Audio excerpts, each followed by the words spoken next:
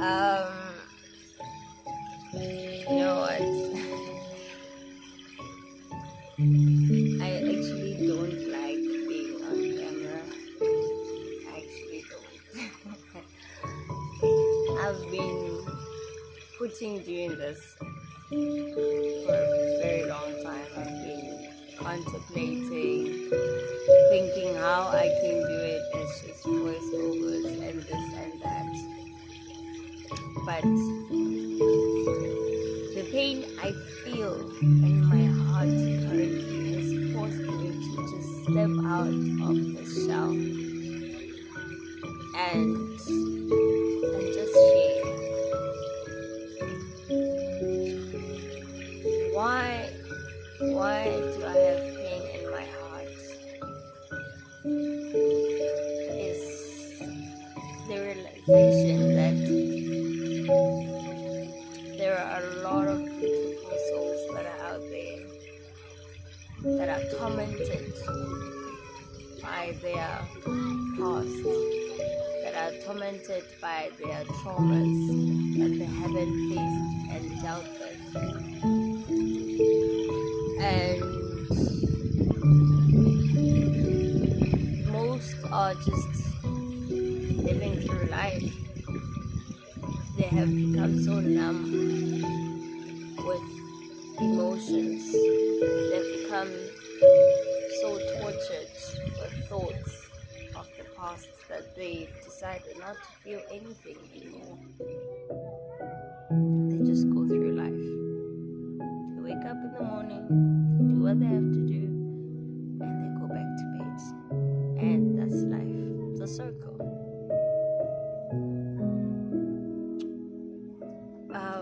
At some point of my life, I was one of those people. I had gone through so much things in my life from a very young age, and I had no way of dealing with things. I had absolutely no idea of how to heal and really heal through all the things that I went through.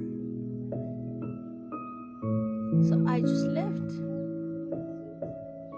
I lived through the pain, and most times I tried to ignore it as much as I could.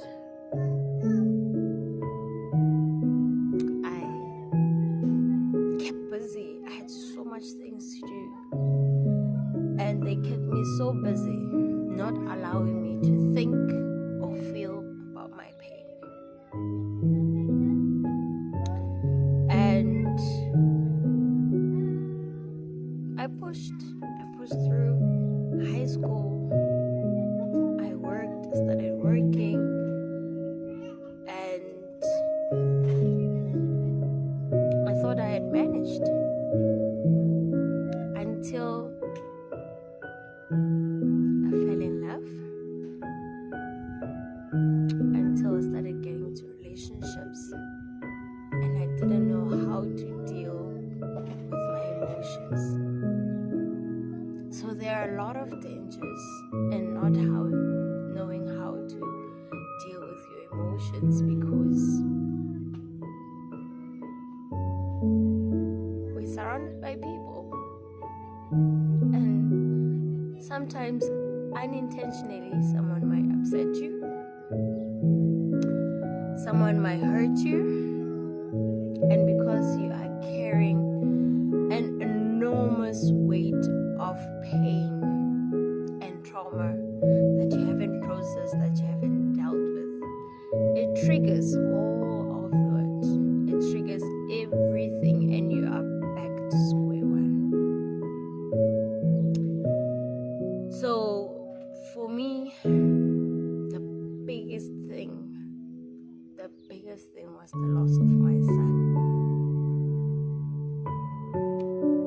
Growing up, I actually never thought I would want children.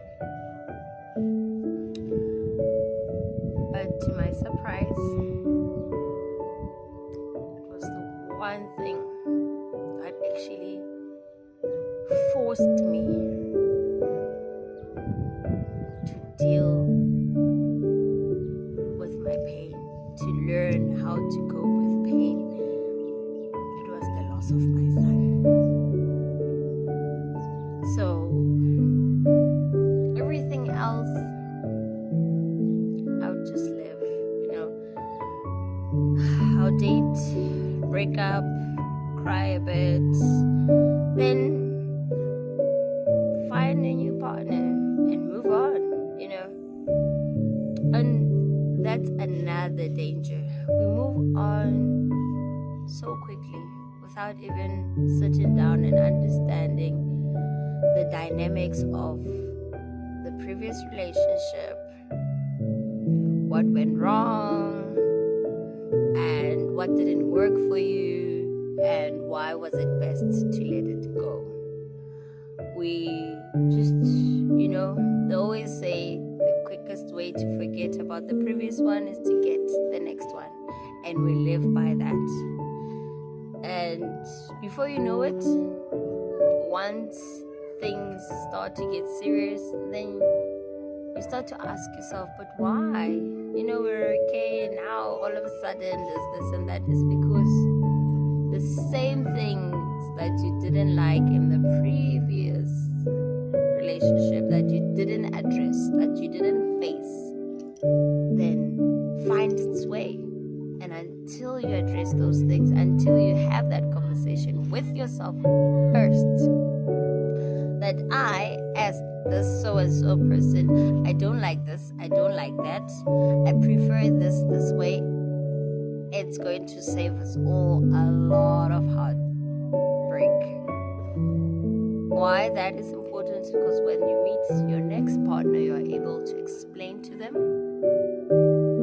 the pros and cons of dating you before it gets anywhere, so that when they do decide to date you, they know what they are letting themselves in for. You're not going to have that, I don't know what happened, but this is not the person that I started to date. Because reality is that as time goes by, things becomes more serious, the dynamics change. That is that. There's no shortcuts to it, So that's that. We need to learn to face our pain. We need to learn to find ways and find people who can support us through facing our pains, because it's a difficult process. At times, you are going to be so overwhelmed with your pain and your emotions that it's really difficult to even get out of bed. You need people who you can call on to say, hey guys, please bring me ice cream, bring me chocolate, and you know that they will do it in a heartbeat. And as people, we need to learn to give without expecting anything.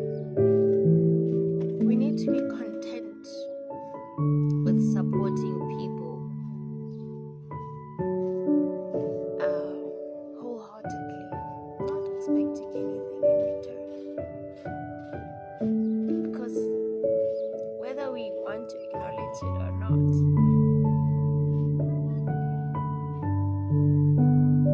life is a wheel,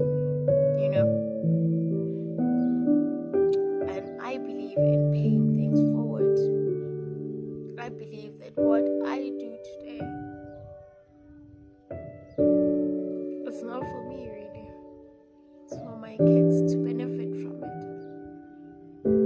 So if I do something good today, then down the line, in my generation, someone will get that reward. I have to love and leave you guys. I have to go through the emotions. Stay well. Love and light.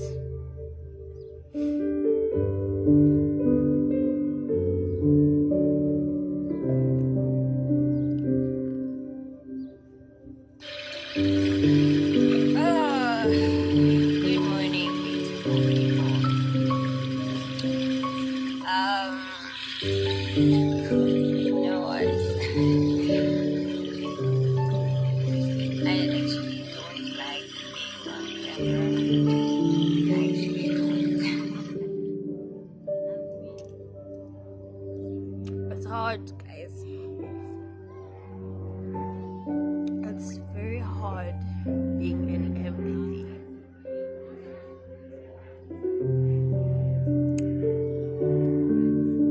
Because most of the time, the emotions you feel are not even your own, they're from other people.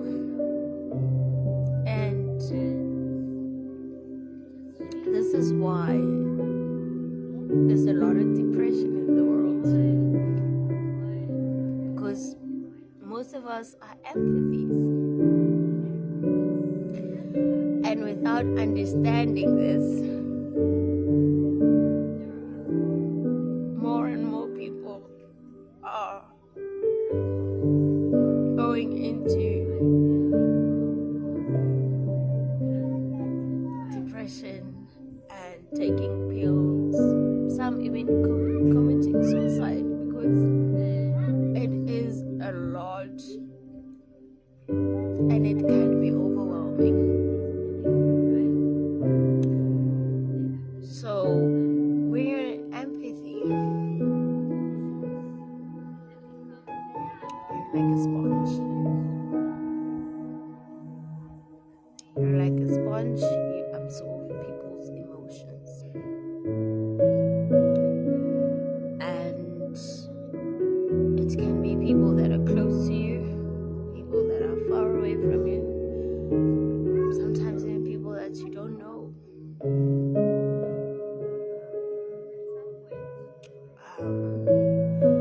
So it's very important, especially for people that know that they have spiritual gifts, to be mindful and aware of their surroundings, for them to be mindful of certain times of the day, of the night, of the week, of the mind, that they feel severely depressed, that they feel down, and things that follow after that. Because sometimes you get depressed, you get down. It's the universe trying to prepare you for what is to come. Sometimes you get so down because someone is going through those emotions, and the universe is preparing for you to understand what the person is feeling, so that when they come to you and you have to treat them, then you know exactly how they feel. Because it's difficult to treat something you don't understand or feel. And that's why the universe has given the ability to feel other people's emotions, for you to understand from that person's point of view or feeling what it is that they are feeling, making it so much easier for you to understand where they are coming from. So please people, let's start to look at things from a wholesome point of view in life. I've said this and I'll say it again. There's so much healing that can be done through nature. There's so much healing that one can do if we take the time to actually learn about ourselves first. And for those that would like to learn and have no idea how to, you can always reach out to me. I'm there for everybody, because if I had learned all this many years ago, I would have saved myself a lot of time. I could have experienced a lot of things, because due to this, I was mostly in hospital, mostly sick, mostly on medication, and I couldn't do much. I missed out on playing sports at school because I used to collapse a lot, and that was mainly because I was around people So I would absorb all the energy and it will overwhelm my body and shock it. Hence, I would collapse. So why I'm doing this is to save some young people out there and to give them a chance to live life fully without thinking there's anything wrong with them, because there isn't. Without them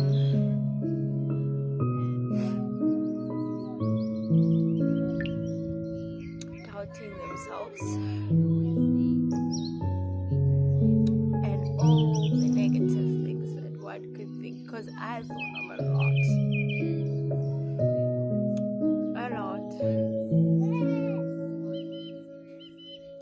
And I spend most times crying myself to it. I wanted to do so much in my life.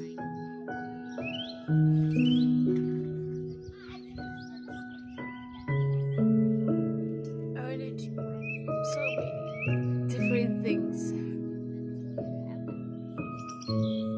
And due to my health, I couldn't. And years down the line, so only when I get to understand who and what I am. So I know others will help and others there'll always be a question mark, but for me, I've opened my heart, I've opened myself to be there for those that are unable to reach out and say, hey, I'm struggling, I'm drowning, I'm miserable, I'm here, just plain old me, and that's basically what peer therapy is about. So bearing ourselves as we are, no filters, no judgment, just support, just love, just good positive energy to say you will get through it, one step at a time, one day at a time, one toilet paper roll at a time. Cry it out. This thing of us trying to be strong, trying to hold things together, it's what is killing us. Most of us are dying inside if we're not dead already, because we're trying to put facade of things that we are not. Me, most of the time, I'm loud, bright, all over the place. That's me, naturally so.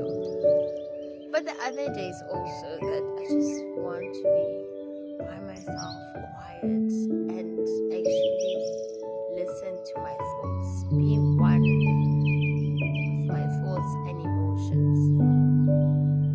And sometimes it can be hard if you're a mom, if you're working, but we still need to find ways in our chaotic, crazy, busy lives. We still need to find ways.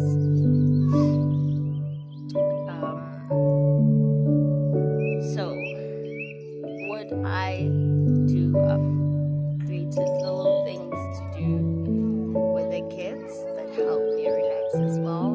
Gardening, swimming, it's things that even when the kids are around, but when I feel the need that I need to calm down, my mind is overthinking. It's things we can do. As a family, we've now the traditional going to the mall, restaurants, into going to resorts, going to parks. That's things that we do as a family. And once we are there, then the kids play on your own. And my husband and I, we said we can either listen to music, we can meditate, we can massage. So it's all about finding the balance. But you can't find balance if you don't understand what it is that you need to balance. So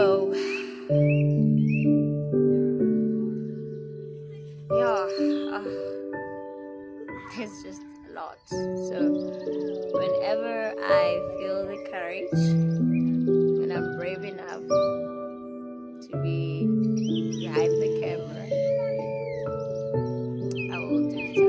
I will share with you guys.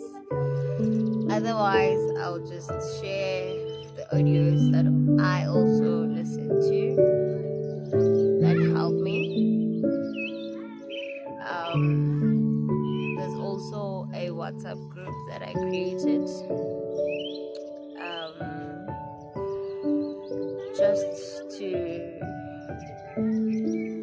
share, to learn with others as I learn as well, because meditation is also new to me, but I have seen the benefits. I have seen how it has helped me. I'm more calmer now. I'm more able to think and process my emotions and thoughts. I am not as impulsive as I used to be, because I was really quick to act and not really think things through, because I'll get so overwhelmed with emotions, because so much things I was bottling up. So now, even with the kids, I used to snap a lot, because I'll just go from 0 to 100. But ever since I started to meditate, ever since I started to acknowledge my emotions, even when I'm angry, I'm able to tell the kids, now I am angry. Do not talk to me because I am angry. Give me time to first calm down. And when I'm no longer upset, we can talk about what happened. Before this whole thing, I will blow up. Before you know it. It's to find that it wasn't actually a big deal. But yeah, let me stop mumbling about. Thank you guys for those who watched the whole video. My life is a mess. It's imperfect. It's chaotic and full of ups and downs, crazy moments, best memories, sad memories, and yeah, it's a journey, so walk with us through our journey of life. I invite you all to the crazy, imperfect life of ours, where you get to see everything. I don't like filtering things, I don't like editing things, because I believe that life is imperfect, and that is what I would like for you guys to see, but not my messy house though. That is off limits. My house is a mess. It's really a mess, and it's a mess I am not willing to share, because it will be on record forever. Even if I do get it sorted out, it will always be there on record. So that is the only thing that I am not willing to share with you guys. I have to have some secrets to myself, But other than that, the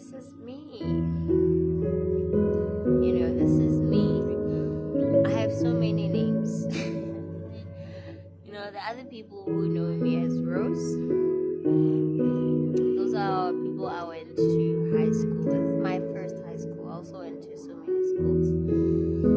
And others know me as Valencia, which is the name I've used most of my life. And due to other people not really knowing how to pronounce my name, I resolved to just say V. So these days, most people just call me Miss V. So that is. Otherwise, I'm mommy. There's also mommy there.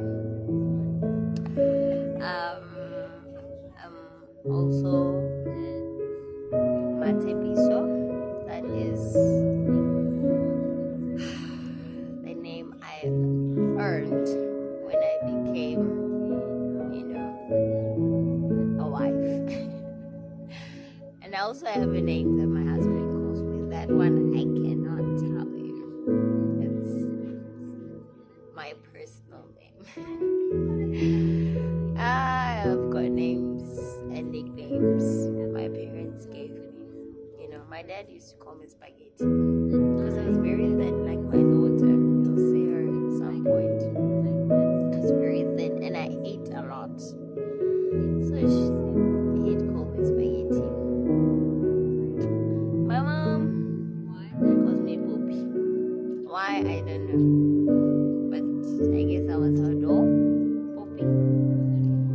My grandma. My grandma calls me Narkibet.